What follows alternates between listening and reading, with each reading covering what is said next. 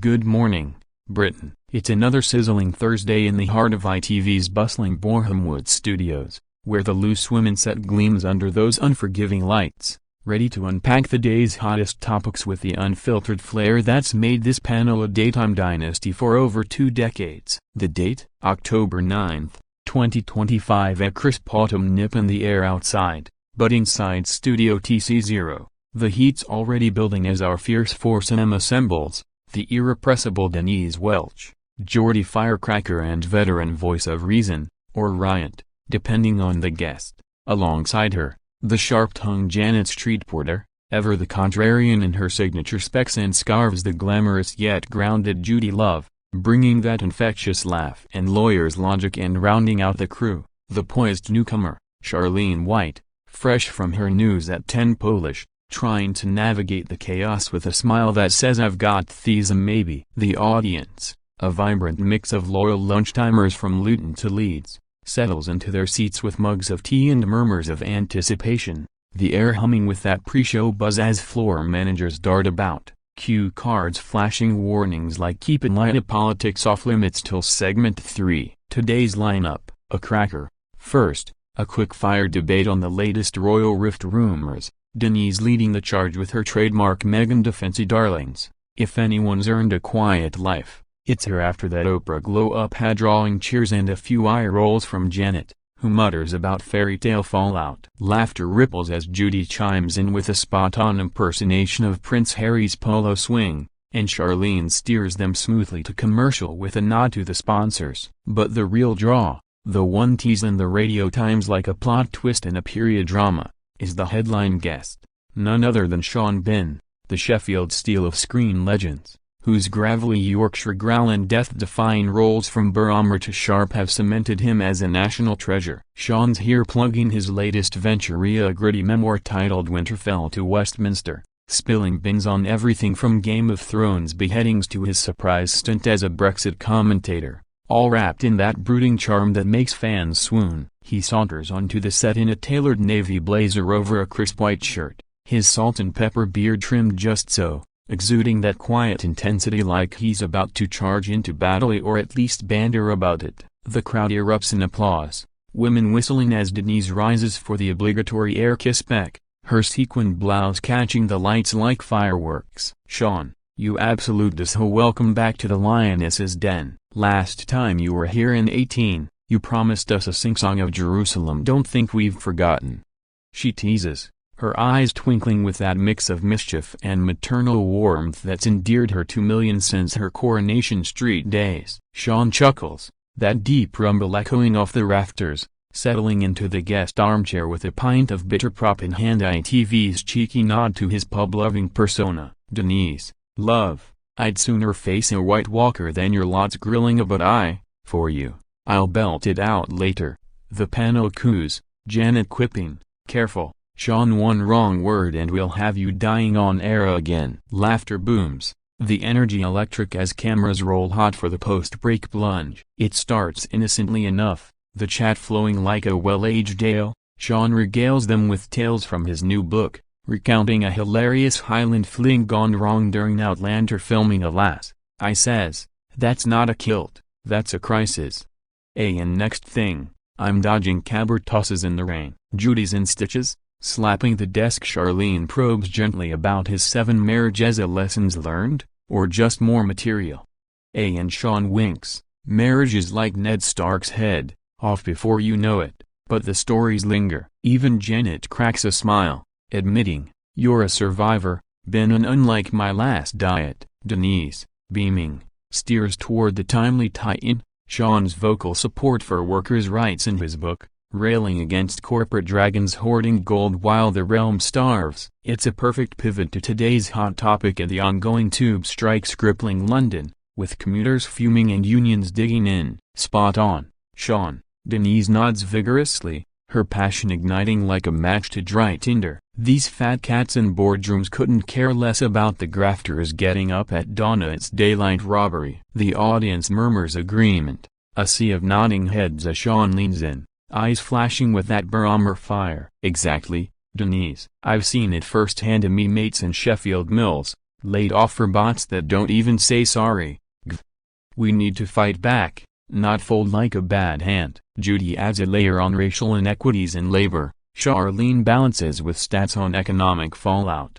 And for a glorious 8 minutes, it's synergy supreme, insightful, incisive, inching toward inspirational. Viewers at home tweet fervently a #loose women with been trending. Clips of Sean's impassioned plea going viral on TikTok with dramatic Thrones overlays. But beneath the bonhomie, Fisher's form Janet, the eternal skeptic, interjects with a barb about romanticizing unions when productivity plummets. Her tone clipped like a Sheffield Snips. Sean counters mildly, productivity? Aye, if you count exhaustion as efficiency. My gran worked 3 jobs in the 70s, no complaints, but now, it's exploitation addressed as enterprise. Denise jumps in, amplifying, Janet, love, that's the problema boomers like us banging on about hard knocks, but this gen's got it worse with 0 Hour Hell. The laugh track cues, but it's thinner now. The vibe shifting from convivial to combative as Sean's pint glass thuds a tad too firmly on the table. Charlene senses the spark, flashing a cooled glance, but Denise, fueled by her own history of stage battles and mental health advocacy,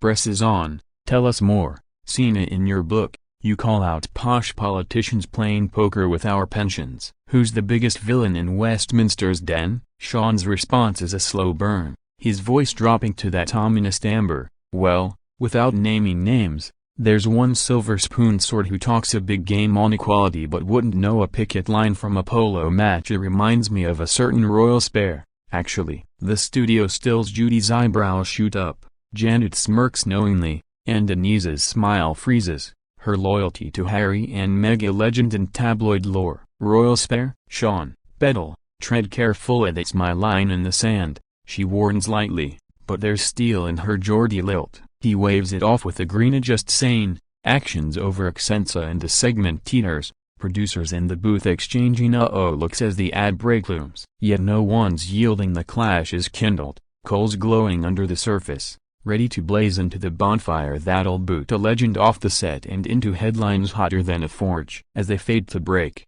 Denise whispers off mic to Sean, fancy a proper pint after? Or are we dueling already? His laugh is hearty, but his eyes say otherwise. The stage is set for swords to clash, not clink. And we're back, folks, the Loose Women logo swirling like a storm cloud as the panel dives headlong into the danger zone, where Sean's offhand royal jab has lit the blue touch paper, and Denise Welch, a fierce defender of the Sussexes since her viral 2023 ex-ranta, isn't about to let it fizzle. The audience leans forward, sensing the shift from scripted sparkle to spontaneous showdown, the air thick with that intoxicating mix of perfume, anticipation, and the faint whiff of Sean's ale. Right, Sean, Denise launches, her voice a velvet glove over an iron fist. You can't drop a bombshell like that in Scarpersville. Which polo-playing posh boy in your book gets the Ned Stark shop? Judy chuckles nervously, fanning herself with a cue card, while Charlene pivots professionally. Let's keep it to the strikes. Tima, how can celebs like you amplify the workers' roar? But Sean's not for turning, his jaw set like the walls of Winterfell. He takes a measured swig, sets the glass down with purpose, and unleashes, look, Denise, it's lads like that Starmer fellow promises the moon on minimum wage, then flip-flops faster than me on a film set, and ties into the royals. All that common touch bollocks while dodging the draft for the real folk. The crowd gasps collectively, a ripple of ooze as Janet pounces like a tabby on a tease. Hear, hear. Harry's out here hugging hoodies and collie, but back home, the tube's a tomba. Hypocrisy's the real killer. Denise's cheeks flush, that signature Welch wildfire sparking in her eyes. She's no stranger to on-air infernos, from her 2022 Meghan meltdown with Colleen Nolan to last year's clash with a climate skeptic. But this feels personal, a poke at her podcast proclamations where she's hailed Harry as the hero we need. Hypocrisy? Sean Ben, you cheeky soda, you've died more times than you've dodged taxes, but don't lecture me on loyalty. Harry's fighting the machine you moan about in your bloody book. Her words whip out, sharp as a stiletto, the audience erupting in a split-screen symphony, half howling approval for Denise's defense, the other cheering Sean's salty authenticity. Phones whipping out for the live tweet frenzy that's already spiking. Loose women lad clash to #1 UK trends. Judy tries triage, her booming laugh a buffer. Whoa. Love let's not behead the banter. Sean, fancy a hug off with Harry? But it's futile. Sean's leaning in now, brows furrowed like a battlefield general, his Yorkshire burr thickening with ire. Loyalty? I've stuck by me roots through Hollywood hella 7 weddings notwithstanding, but you lot up here, slinging shade at the crown while sipping champagne. That's the real flip-flop, Denise. Workers need warriors, not woke whispers from Montecito. Each of that stings, hitting Denise's raw nerve on class warfare, her own rags to riches arc from factory kid to Tully Titan fueling her fury. She bolts upright, earrings swinging like pendulums of pending pandemonium, slamming her palm on the desk with a crack that silences the snickers. Woke whispers? Mate, I've marched for miners in the '84 strike while you were swashbuckling for the Beeb. Harry's exposing the rot you romanticize, and if you can't see that, maybe your Winterfell's thawed too much. The exchange accelerates into a verbal vortex, barbs bouncing like ping pong in a pub brawl. Janet exit on with "told you," lads versus lasses. Charlene's cue cards crumple in her lap as she hisses "rapid" into her earpiece. Sean's gesturing wildly, book thumping the armrest to read Chapter 8. Denise, it's not whispers, it's war cries ignored. While she counters with Chapter 8, more like fairy tale fiction. You've got more lives than opinions. The studio's a cauldron now, lights hot enough to forge Excalibur, audience on their feet, some chanting Denise, Denise. Others bellowing give him hell, Bean. As stagehands hover in the wings, walkie-talkies crackling with producer panic, cut to ads now, but Live TV's a beast untamed. The feed rolls on, capturing every contorted face, every flung factoid in glorious 4K. Back in the gallery, execs are apoplectic, phones fusing to ears as calls flood from ITV brass. Is this ratings rocket or resignation roulette?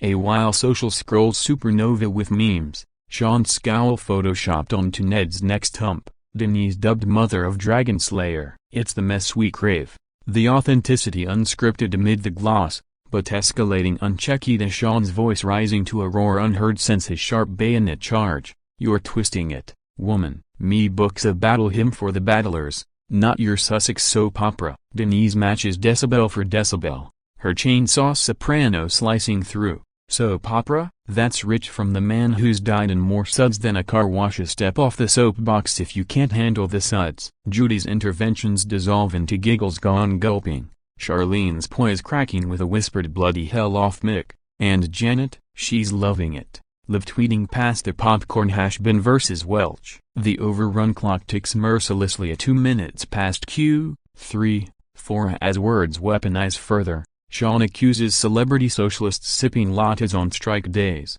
Denise retorts actor activists absent from the picket. Where were you in 24's railroad? The pine prop tips precariously, ale sloshing like spilled secrets, and suddenly Sean's on his feet, blazer flapping like a cape in combat. Enough. If this is your idea of dialogue, Denise, it's as dead as me. Characters, I'm out. But she's not done, rising to rival his height, finger jabbing like a joust. Out?